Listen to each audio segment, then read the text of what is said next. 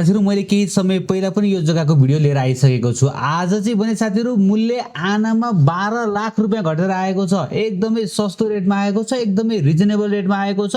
उहाँलाई जग्गा धनलाई एकदमै इमर्जेन्सी परेको छ। त्यही भएर तुरुन्तै यो जग्गालाई तपाईले बैना गर्न सक्नुहुन्छ। पहिला सुरुमा यो जग्गाको पुरा भिडियो हेरौं। नमस्ते आदरणीय दर्शकबिन, स्वागत गर्दछु नयाँ भिडियोको साथमा उपस्थित भएको छु। मेरो नाम शंकर अधिकारी हो। दर्शकबिन, आज पनि मैले बुढालीकण्ठ नपुग्दै यो बुढालीकण्ठ नगरपालिकामा रहेको एउटा जग्गालाई लिएर आएको छु। अति नै राम्रो जग्गा रहेको छ। ठुलो बाटो 25-26 फिटको ढलान फिट बाटोमा रहेको छ।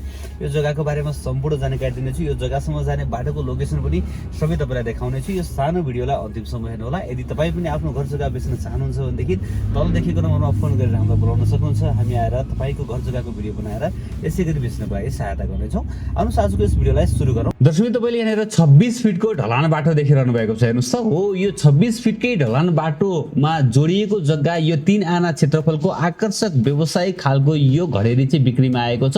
यो सानो भिडियो अन्तिमसम्म हेर्नु होला। तपाई एक्लै यो जग्गासम्म जान सक्ने गरेर मैले भिडियो तयार गरिदिएको छु। आदरणीय दर्शकबिन, नमस्कार, स्वागत छ नयाँ भिडियोको साथमा उपस्थित भएको छु। मेरो नाम शंकर अधिकारी हो। दर्शकबिन, आज मैले तपाईहरुलाई बुढालीकण्ठ नगरपालिका वडा नम्बर 6 को यो हात्तीगौडाबाट अलिकति नजिकै यो टोखा जाने बाटोमा रहेको खड्गा भद्रकालीमा रहेको जग्गालाई लिएर आएको छु। दक्षिण मोहडा फर्केको छ।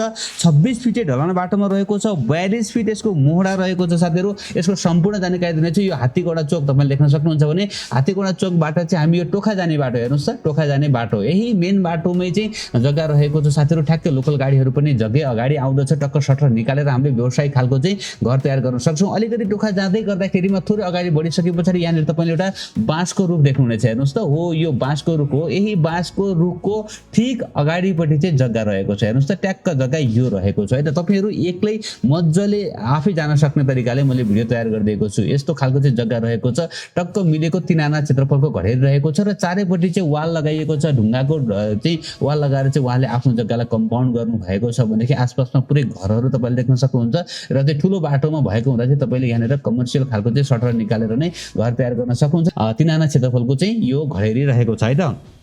ओके, तपाईले देख्न सक्नुहुन्छ। अलिकति नजिकबाट चाहिँ मैले यो जग्गालाई देखाइरहेको छु।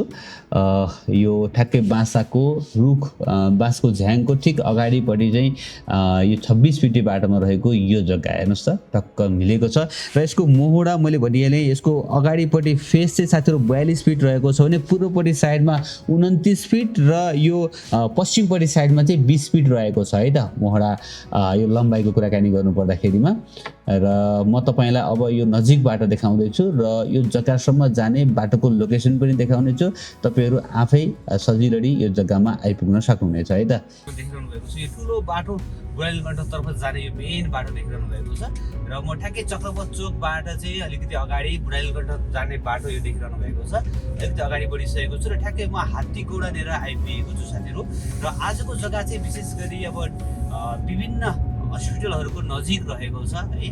न्युरो हस्पिटल, त्यस्तै गरेर चाहिँ गङ्गालाल, देशी, कान्ति सबै हस्पिटलहरू चाहिँ नजिकै रहेको छ। र बुढालीकण्ठतर्फ जाँदै गर्दा यो हात्तीगौडा चोकमा आइपुग्नु छ। र अब यहाँबाट चाहिँ म चाहिँ टोखातर्फ जान्छु साथीहरु। हेर्नुस् त, यहाँबाट चाहिँ म ट्याक्क मोडिएर टोखातर्फ जानेछु। यता भनेको यो ठुलो बाटो सरर तपाईले देख्न सक्नुहुन्छ। एकदमै राम्रो बाटो रहेको छ। र हामीहरू अलिकति अगाडि बढ्दछौँ। यहाँबाट ठ्याक्कै चाहिँ 500-600 मिटर नजिकमा चाहिँ जग्गा रहेको छ। पुरै अगाडि बढे पछाडि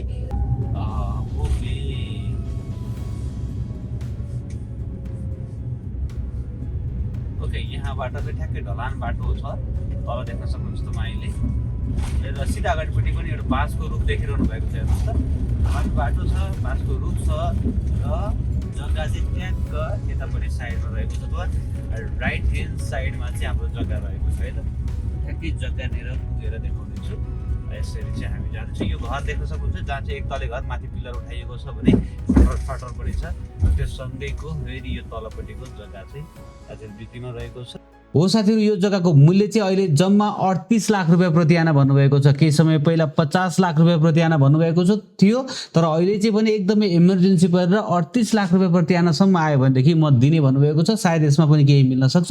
तुरुन्तै तपाईले जग्गा धनलाई कन्ट्याक्ट गर्नु होला। साथीहरु, त्यस्तै तपाईहरुको चाहिँ यदि भक्तपुरतिर जग्गा छ अथवा चाहिँ सोही मूल्यको चाहिँ घर छ भने पनि तपाईले कन्ट्याक्ट गर्न सक्नुहुनेछ। उहाँले घरसँग अथवा चाहिँ जग्गासँग पनि सट्टापट्टा गर्न सक्नुहुनेछ। उहाँलाई चाहिँ यो एरिया चाहिँ टाढा भएको हुँदा चाहिँ उहाँलाई त भक्तपुर सन्दकपुर एरियातिर खोजिरहनु भएको छ है त। थप बुझ्नको लागि जग्गा धनलाई फोन गर्नुहोला 9818 65 26 43 9818 65 26 43 रहेको छ। उहाँलाई फोन गरेर जग्गाको बारेमा थप बुझेर यो जग्गालाई खरिद गर्नुहोला। आशा छ साथीहरु पक्कै पनि तपाईलाई आजको यो जग्गा मन पर्यो होला। मन पर्यो भने एक लाइक गरिदिनु होला। नयाँ साथीहरुले च्यानललाई सब्स्क्राइब गर्नुहोला। भिडियो हेर्दै गर्नुहोला। एक दिन न एक दिन तपाईले खोजेको ठाउँमा तपाईको बजेटको घर जग्गा पक्कै पनि पाउनुहुनेछ। हस्त भोलि बिहान नयाँ घर जग्गाको साथमा उपस्थित हुनेछु। तबसम्मको लागि मलाई बिदा दिनुहोस्। नमस्ते, शुभ दिन।